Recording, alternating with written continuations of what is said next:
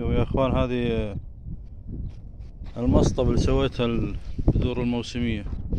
هذا الحين الجحويان نجح معي، هذه ثاني سنة ينجح معي ما شاء الله، سريع وزهور كثيرة. هذه بعد واحد الحالة من طرف، هذا والله ما عرفت اسمه لكن نجح معي ما شاء الله وانتاجه غزير. هذيك البنفسجية طلعت اليهق او جرجير البر، ما شاء الله زهورها بنفسجية جميلة. ما نجحت بال100% لان فروعها قليلة، لكن الحمد لله. هذا والله ما اعرف ايش اسمه، بدي يزهر عندي.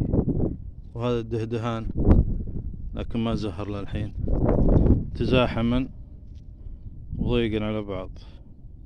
هذا خطأ مني، لكن ان شاء الله يتعوض السنة الجاية كان الله احيانا، لان التزاحم هذا مو كويس للنبات.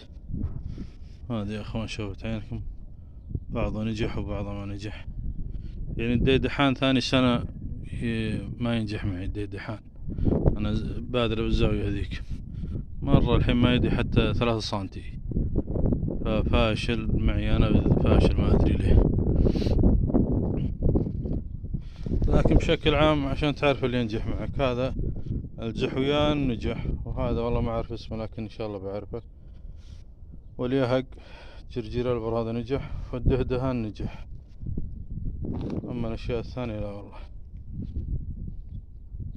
لكن مبدئيا ممتازة جدا، عشان تعرف السنة الجاية وش تبذر وش ما تبذر.